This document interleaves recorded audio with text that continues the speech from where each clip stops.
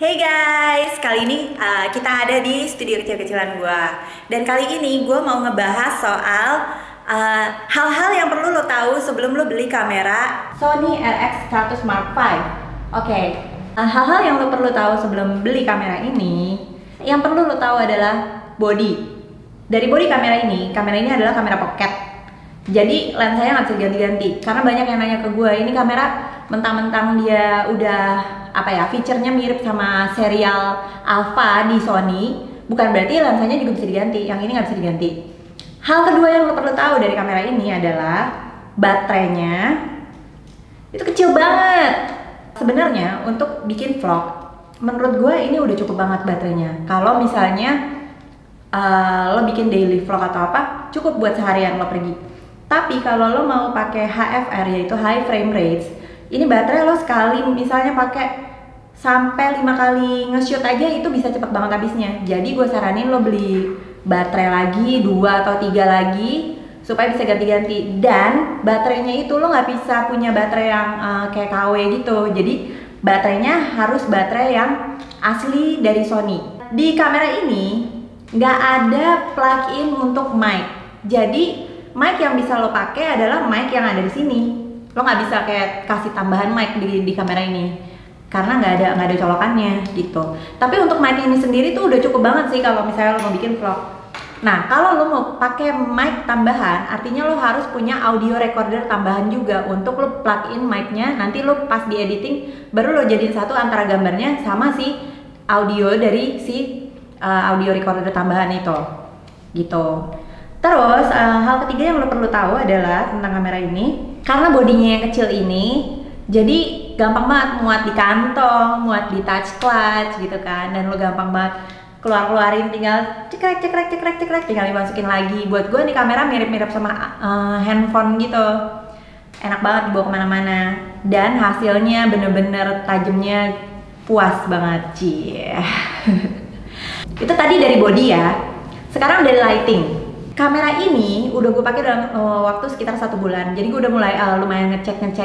Ini contoh siang-siang kalau gue syuting pakai kamera ini.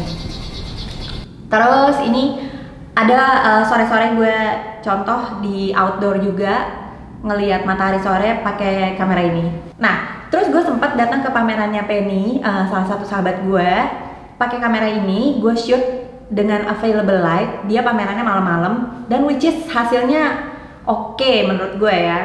Oke, itu tadi soal lighting. Kalau semuanya pakai available light. Nah, kali ini adalah contoh kalau kita pakai lampu tambahan beneran.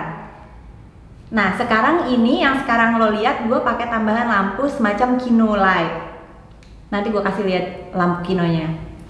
Nah, setelah ini adalah lampu tambahan kalau gue syuting pakai ring light. Ring light itu yang biasa dipakai buat shoot make up. Udah soal lighting, sekarang gue mau ngebahas soal kalau lo udah punya semua footage yang ada di dalam kamera ini, terus ada beberapa orang yang nanya ke gue, kenapa ya kalau gue syuting pakai kamera Sony ini, kok pas gue pindahin datanya hasil foto gue ada, tapi hasil video gue kok nggak ada ya gitu. Jadi kalau misalnya di kamera-kamera lain semacam Canon, Nikon, atau juga Fuji dan yang lain-lainnya, biasanya hasilnya adalah MOV. Jadi lo pindahin ke dalam komputer, lo langsung bisa lihat hasil dari syuting lo. Tapi kalau kamera ini, sebelum lo beli, lo harus tahu dulu program apa yang bisa buka untuk hasil dari kamera Sony ini.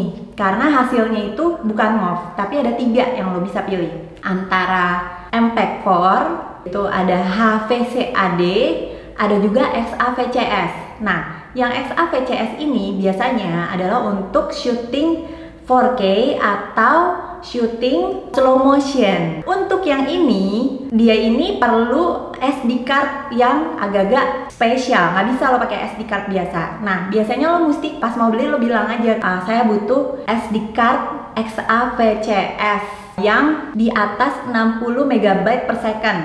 Itu yang bisa untuk 4K atau slow motion. Di bawah 60 MB per second nggak bisa slow motion biasanya. Biasanya SD card itu kayak misalnya di sini, SD card yang normal tulisannya SDHC. Tapi untuk SD card yang bisa untuk slow motion dan 4K biasanya tulisannya SDXC.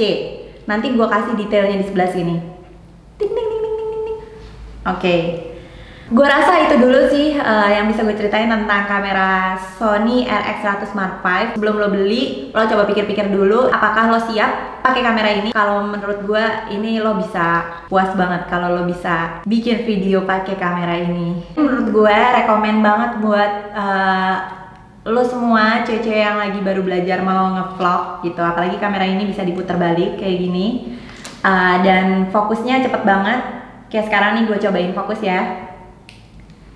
Fokusnya cepet banget, ting ting ting ting ting ting, tanpa lo atur bisa langsung fokus, langsung fokus, langsung fokus lagi.